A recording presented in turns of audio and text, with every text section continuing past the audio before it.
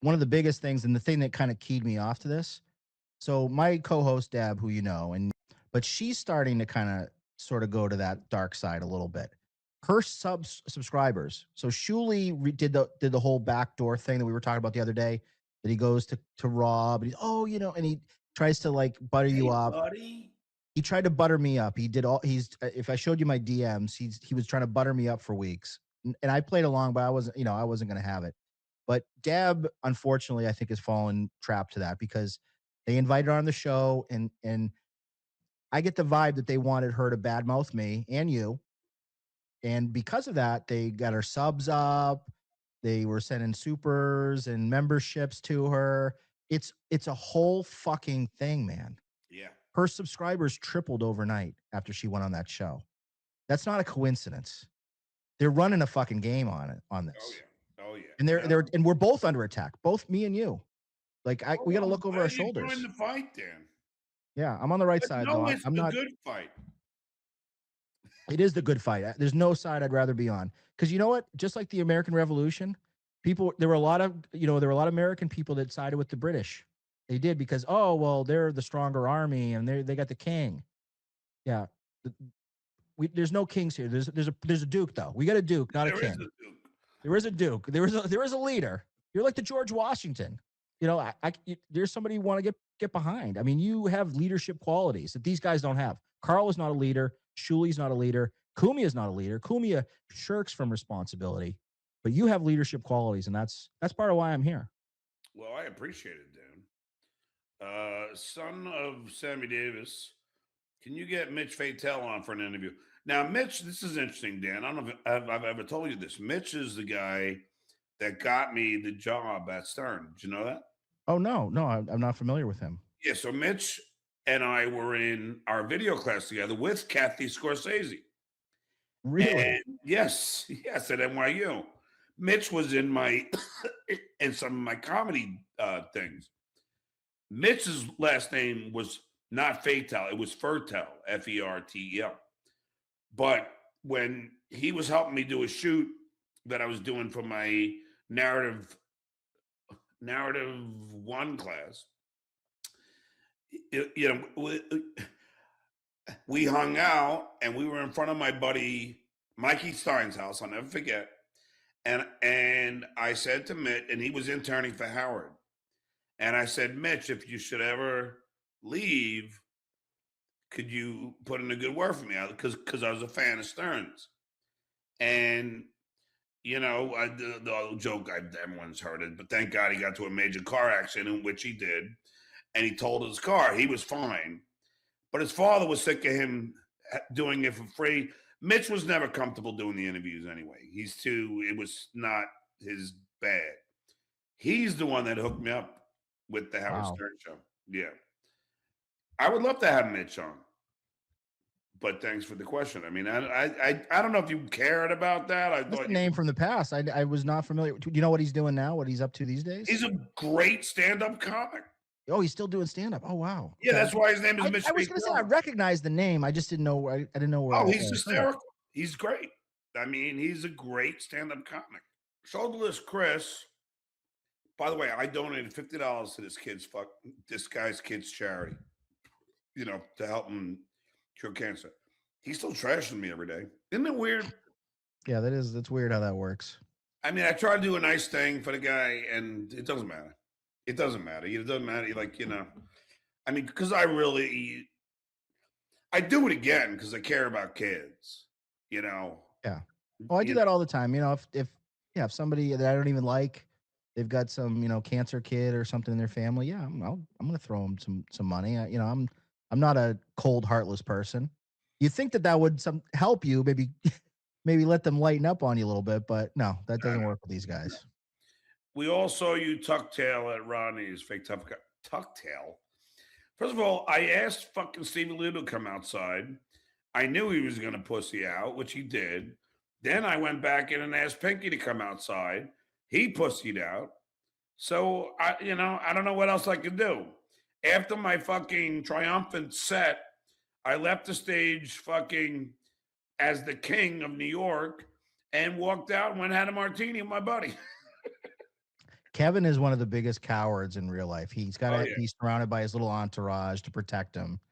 He's a big guy. He shouldn't feel scared of you. He towers over you, but meanwhile he's got to sick Stevie Lou on you and separate with Stevie Lou. What a pussy. But that's the whole thing, and that's what like shit way I made a kid understand. I knew they would back down because I can tell a fake tough guy, and like it's so easy. Pinky's a Oh fake yeah. tough guy. He's a big tough guy on his computer watching me, watching you, whatever, and me. Yeah, he'll dox me, you know, and everything else. But he's a big fake tough guy. You He's been know, talking shit about my wife lately. That's his new thing now. He talks about my wife and says she's a mail order bride and that she's does all but this see, here's the stuff. weird thing. He's got a wife, doesn't he? Yeah, he has a wife that is from South America like I do. Like we have a lot more in common than you think, Kevin. And But I I'm don't call his saying, wife a mail order bride. but that's the thing. Like he does that to you, but he's got a fucking like he's not Teflon here. I mean, if you wanted, you could do the same thing about his wife. I know, right? Yeah, I could say his wife is a dark-skinned, mail order bride or prostitute that he picked up But I'm not going to do that. That's not what I want to do. It's not how I want to. That's not how I want to act in this world. But I just think like, yeah, like this guy says to me, SD 187, bro, you're spiraling, get help now. I think Pinky's lost it. I really think he like he's because I used to enjoy watching him. Not anymore. It's all hate and just pay me money, pay me money. It's not like, do you know what I mean? It seems like he's lost his fastball, and I'm not a doctor, but it seems like he's aging very quickly. Let's put it that way. He looks like he's aged 20 years in the last 5 years. You watch one of those old compound media shows. He was super quick witted and smart and funny. Now he's like, oh, and he just sits there. You don't even sometimes you watch if you and I don't watch the show very often, but when I do, he'll sit there and not say anything for 5 minutes. And No, you're he just just like, is this watches thing me and eats. and just eats and eats That's what peanuts. Deb said. And by the way, why is Deb falling for these people? I'm like, she seems smarter than that. If we're being honest, Deb has kind of struggled to get. We've done our show together. She's trying to do her own solo show as well. She's really kind of struggled to get it off the ground. She's not monetized, and she really wants it to work out. So I think she sees what probably Rob Saul sees, and some of these guys. There's money in turning their back on you, and they cozying up with them with that crew. Then maybe you get the dummies that watch who are these podcasts. Maybe they start watching your show. They sub and and Shuli, of course, probably sends some of his fake super chats over there or whatever the Argentina bot farm. They send some of the bots over for you. So she's susceptible to it because she's desperate. To be But honest, I then think here's the Deb's a thing. little desperate right now. But here's the thing. That money wears off. Because what Rob or well, Rob, I don't know if he's turned, I mean, whatever, but Keanu, what they don't understand, they'll get that bump. But when I'm out and they don't have a relationship with me, boom, done. Exactly. Nobody cares. No one's gonna care about Grillo. Well, I don't think anyone ever did, but all these people that turn on me, nobody cares. As like Quadfather. As soon as he turned and did it to me again, I gave him that bump for a little while, but then it just goes away because no one gives a fuck about what they have to say. They're all here for me. They all care about what Pocky's in bed with Polka Mike right now, watching me on a fucking cell phone. Blowing strawberries on each other's bellies in a I hotel mean, room in I Vegas. mean, that's how much they care. Pocky, just fucking admit it. You're entertained by me. Just fucking come to. I know it's hard for you. Come to the realization you're entertained by me and leave it at that. Skull. Danny is. I mean, did you see him at Rodney's? It was like he was in love seeing me. Oh yeah. Well, that's the thing is the reason you can't hate someone without having a little bit of love or admiration for him. Like the strongest hate always has some other opposite effect on it. These guys, deep down inside, they love the Duke. Oh, Lady K, They're definitely. entertained by you. Lady K is definitely. Shitware is, but he can't admit it because it would prove that he's a failure. You know what I mean? He doesn't by the admittance of that he's entertained would prove that he, is a loser because he can't. Do you really believe when Shitway does a show without talking about me? Dan, there's the numbers right there Yep. because nobody cares. I mean, and he doesn't talk about his life. His passion for you comes through in his show. That's why people are it's not just that he's funny about making fun of you. He's so passionate about his love for you because it is kind of a hate is love. His love for you, he's so Fascination of passionate love. about is it comes through and people that's why if he says that he's not buying views. So let's say he's not buying views. So 1.2k people, 1.2 thousand k, 1.2 thousand people are watching every show that he does because of his passion, his love affair with the Duke.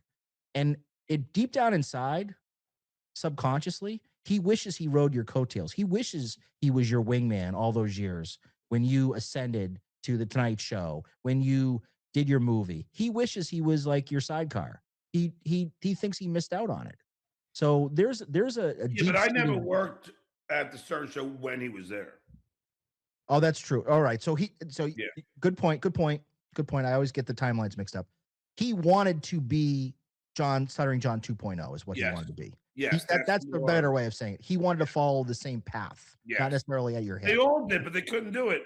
And that's why the great Ronnie Munn once said to one of them who was trying to do me, he goes, listen, there's only one Stuttering John, and you're not him.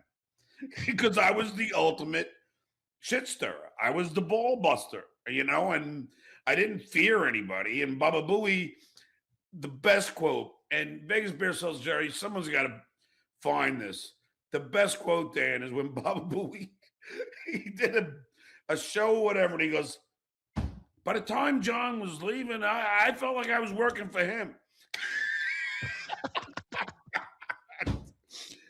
Which is a testament to like how like I was just like, I mean that's why, and that's the other thing, Dan. Like people did hate me. A lot of people hated me when I was busting everybody's balls, but they loved the content.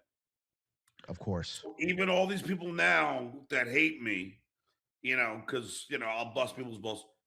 They love the content though. You know what the biggest difference or the difference between you and Shuli is?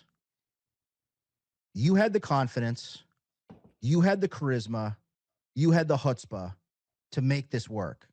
Shuli doesn't have those qualities. He never did. He tried to fake it. He tried to pretend like he could mimic you, but he could never be you. There's only one Stuttering John, and Shuli ain't it. No, He's never been it. no, no. So where do we go? So Dan, all right. So I don't know how much I've raised, but so then what happens? Then I keep fighting these fucking assholes because then I'll just take it to if if I should lose, I'll take it to appellate court.